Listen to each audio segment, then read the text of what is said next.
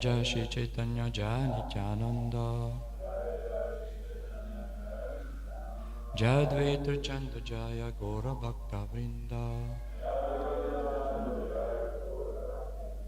Jai Jai Shri Caitanya Jai Nityananda Jai Advaita Chanda Jaya Gora Bhakta Vrinda.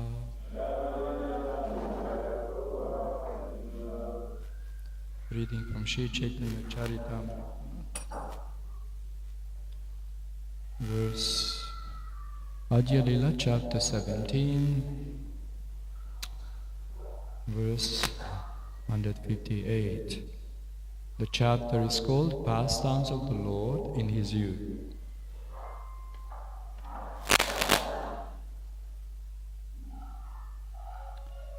Please repeat.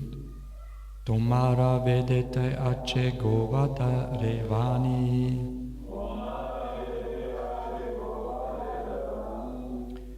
Ata eva govata karibada vadamuni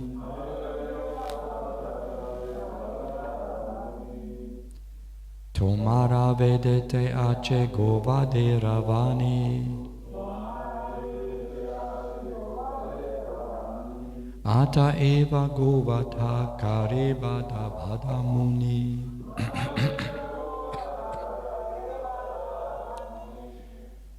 Tomara vedete ace govade ravani Ata eva govata karibada vadamuni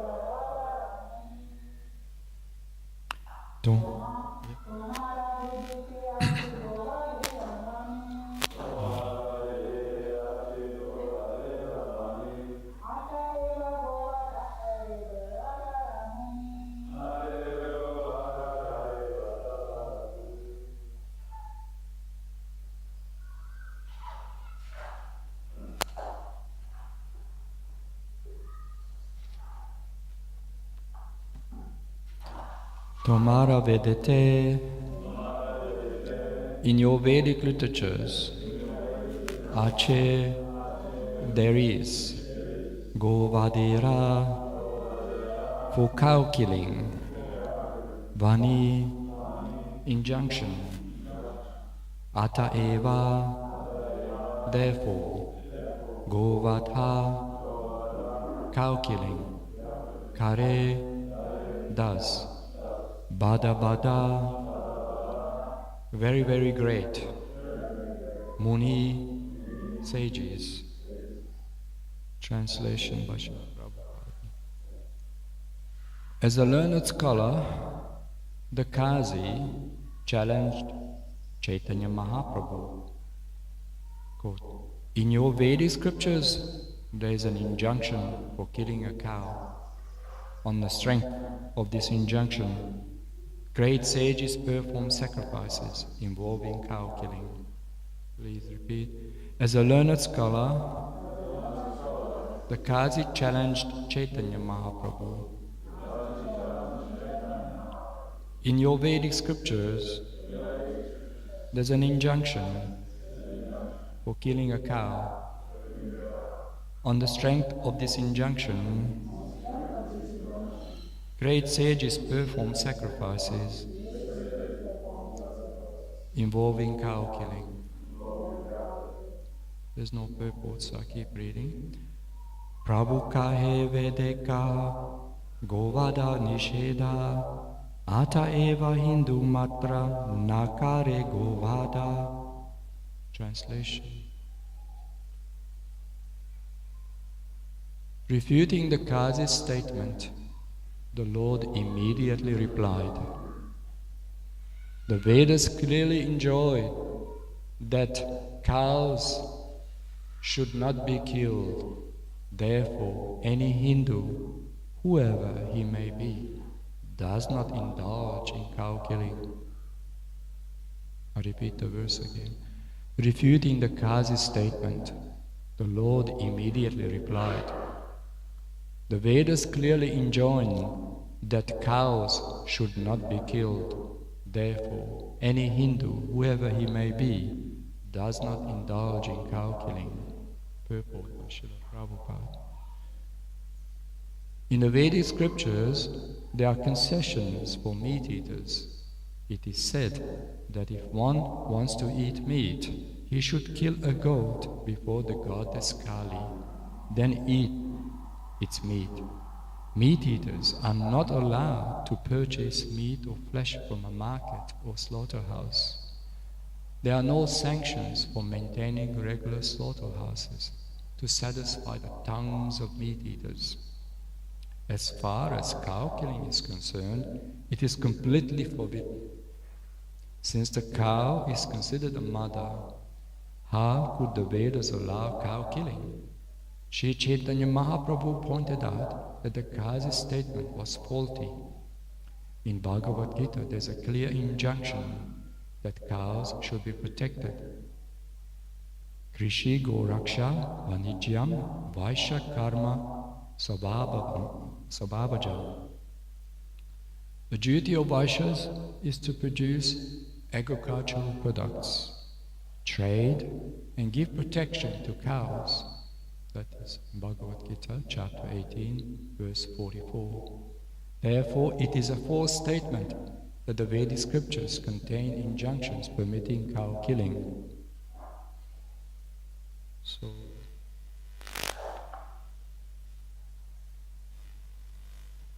I made a few notes for myself. I got a short notice to give this class. So the purport itself is very obvious and very clear for most of us, hopefully. There's a fundamental criteria here, cow protection. And Krishna explains in the Bhagavad Gita, Srila Prabhupada quotes this particular verse. There are some other verses also which I like to there's so much to say and so many Vedic Shastric evidences about protecting the cows and what the cows mean, especially for civilized human beings. Unfortunately, for ignorant class of man, it's one of the foodstuff. Sadly, they're slaughtering the cows for the palate of the tongue. That due to gross ignorance. It's such an ignorance, it's incredible. It's Kali Yuga is such a fallen age that we came to the point that killing our mother, according to Vedic culture, we have 7 mothers. And so one of the, we have Mother Earth, we have the original mother, Mother Earth, Mother Cow, we have the nurse, the wife of the king, wife of the Brahmin. So they're natural mothers. So we respect them, we even worship them. We can see that there are certain descriptions for worshipping Mother Earth, Bhumi Puja, offering respects to our parents. It's just part of our, not just the Vedic psychology, but our civilized society, what we call civilized. And civilization is not a civilization without understanding its basic core principles of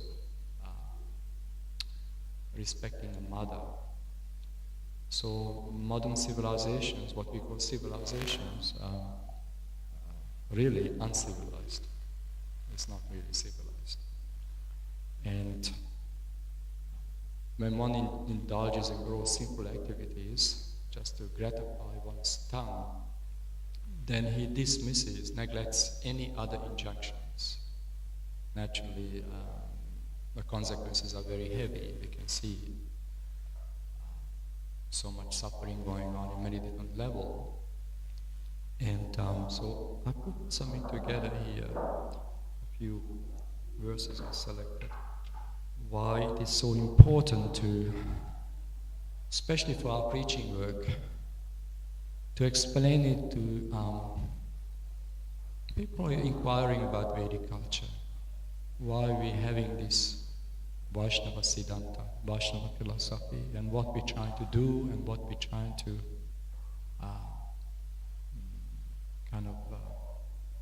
attain, why we're preaching Krishna consciousness. People asking these questions, especially when we're distributing books. People often put these questions up: why we are vegetarians, why we are worshipping the cow. Not necessarily malicious, but they have these questions. Obviously, most people kind of ignorant. They not necessarily mean anything, not necessarily demonic, just misled by the current civilization.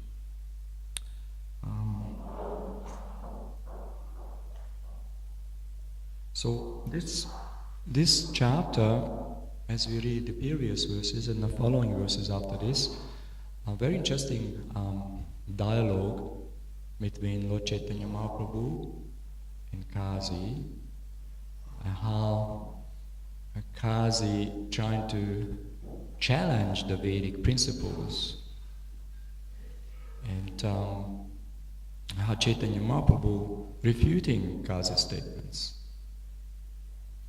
Obviously, there's some things that can be misunderstood, especially in Kali Yuga, because there's so many Vedic descriptions about sacrifices, especially when we're going back to Dwapara Yuga, Treta Yuga, where there were Ashwamedha sacrifice, horse sacrifices, various sacrifices. But there was an objective. It was not for slaughtering creatures for the palate of the tongue. It was actually, there was a Vedic objective. Either help that particular creature, animal, to attain a better life, or was an offering. There was reasons. But in Kali Yuga, this is not forbidden. This is forbidden. This is forbidden. Because it's such a contaminated age that we cannot distinguish very clearly what is sacrifice. What is sacrifice? So, in Kali Yuga, one is forbidden many things actually. As Srila Prabhupada explains a bit later on, is that in this age of Kali, 5 acts are forbidden. The offering of a horse in sacrifice, the offering of a cow in sacrifice, the acceptance of the order of sannyas, the offering of oblations of flesh to the forefathers, and a man's begetting children in his brother's wife. These are forbidden. So, especially cow killing. It's such a gross, simple act. Ugra karma. And our whole civilization, our modern civilization, very much engrossed in this way of life, and we can see the consequences are very heavy. All around the world we can see so much violence and suffering going on, sadly. So the devotees feel very pain in their heart, how we could help the world, how we can relieve the suffering of humanity. But it all comes down to enlightening them about these Vedic principles. First of all, one should give up sinful activities. It is impossible to contemplate or make any spiritual progress until one is very much engrossed in these gross sinful activities, especially cow killing. So we have to get this message through. For us, it's very obvious. It's incredibly painful to see the world indulging in these, especially in the Western world. Especially in the Western world, because in the Western world we have the facilities, technologies.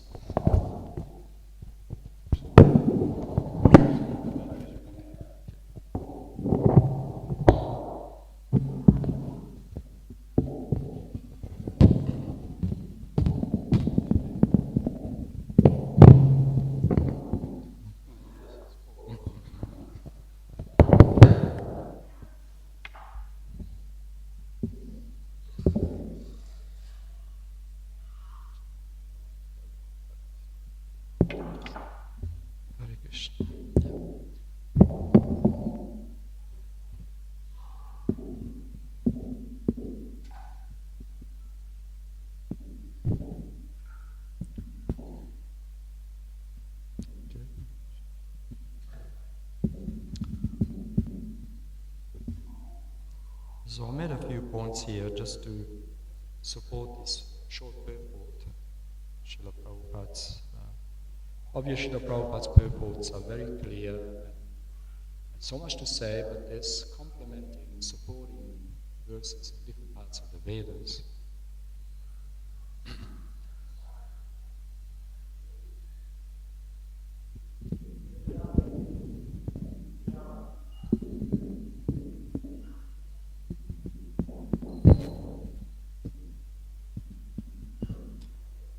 Just like in this verse,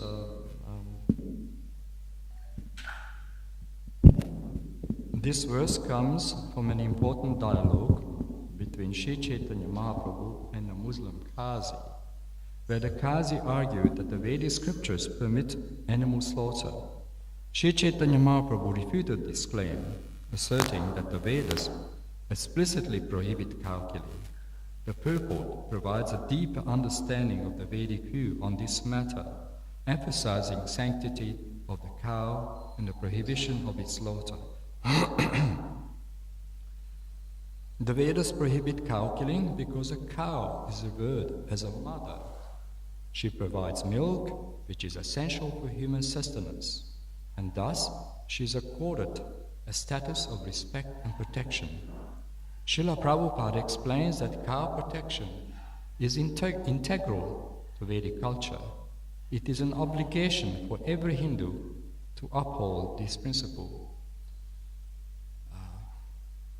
It is said Hindu, but it's really every civilized human. Concession. For meat eaters, the Vedic scriptures do provide concessions for those who cannot abstain from meat. However, these concessions are heavily regulated. For example, one may kill a goat before the goddess Kali, then consume its meat. The ritual acknowledges the sin involved in taking an animal's life and is meant to gradually elevate individuals to higher understanding, leading them away from meat consumption. So you can see the Vedas were full of regulations. But the regulations had an objective to gradually raise the consciousness, not just individuals, but the collective psyche of that particular era of civilization. Because you can see different yugas, there were certain sacrifices were recommended. And as degradation, as the free modes of nature manifesting, especially in a macro scale of society, we can look at Kali Yuga. Mode of ignorance is one. It's a greater percentage in any other yugas. So the sacrifice is recommended accordingly. And as we all know, the great blessings of Sri Caitanya Mahaprabhu, Sri Panchatattva, the holy name Sri Nam descended for the benefit of humanity, benefit of sincere seekers who are very fatigued with material life. They want to have a solution.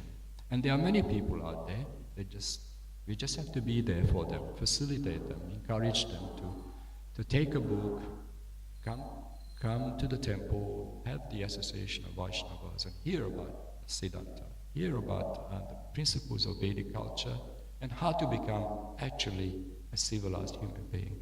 Without that, it's not possible It's not possible for not only spiritual progress, but it's not possible to be peaceful, happy, not to speak of creating peace in the world. There's so much suffering going on, and you can see even in the news worldwide there's so much violence going on. And we can see this is the culmination of sinful activities. It's so clear to us, because the karma is very heavy.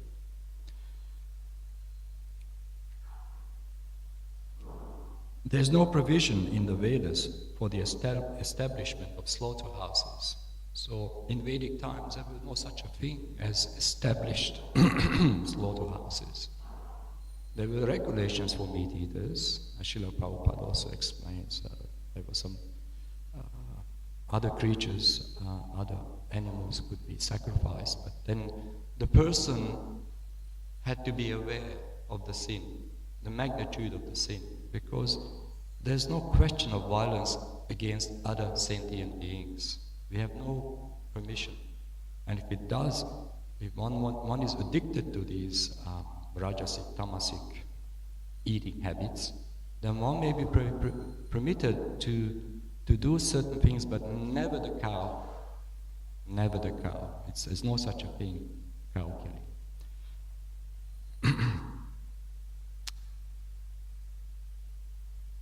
Slaughterhouses where animals are killed to satisfy the tongue are a deviation from Vedic principles. Such practices are not only against Vedic injunctions but also contribute to the degradation of society. So, Srila Prabhupada cites Bhagavad Gita chapter 18:44, which outlines the duties of a Vaishya class. This is very important.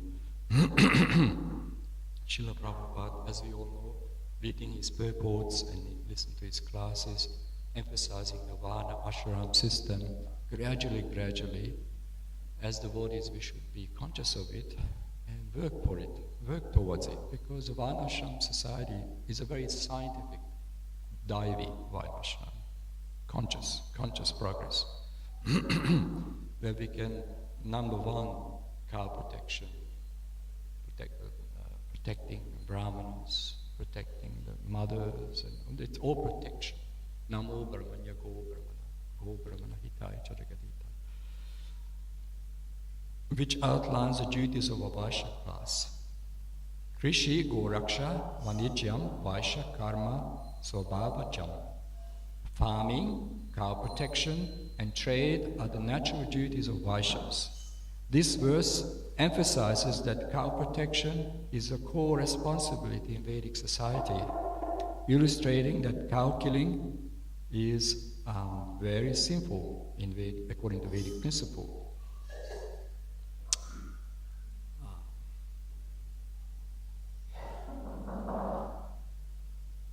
This verse clearly underscores the importance of cow protection in Vedic culture, highlighting it as a duty for the Vaishyas, who are responsible for the economic backbone of society. And now Krishna also says in the Bhagavad Gita in different sections, chapter 3,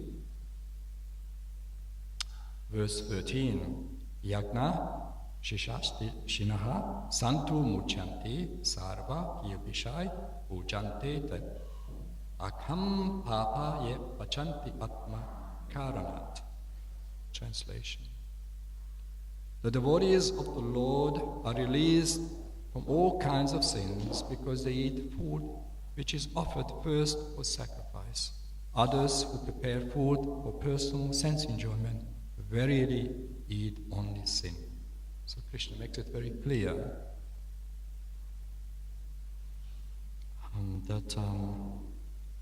that even just the idea of personal enjoyment is a sin, even if it's a so-called vegetarian. We always have to make the sacrifice, the offering, even just out of gratitude, not to speak of as a duty. Now, living entities are supplied by the Lord. We have to acknowledge that. Everything is provided by the Supreme Personality of Godhead. who is the sustainer of this entire cosmic manifestation. We can see even the great devas and devis are always busy offering sacrifices, offering prayers, and requesting the Lord's blessings. There's so many samskaras, so many Vedic sacrifices, just to appease the Lord Narayan, to bless human society. Great Raja Rishis, no wonder they performed the great sacrifices, especially Treta Yuga. There were great sacrifices. In Dwapara Yuga we had the deity, temple worship, very opulent. It's always a great opulence, celebration, and expressing the gratitude to the Supreme Personality of Godhead that He kindly provides for the empire, for the human civilization. The great Raja Rishis were very conscious. We can see there's so many good examples. Prithu Maharaj, for example. All great Raja Rishis.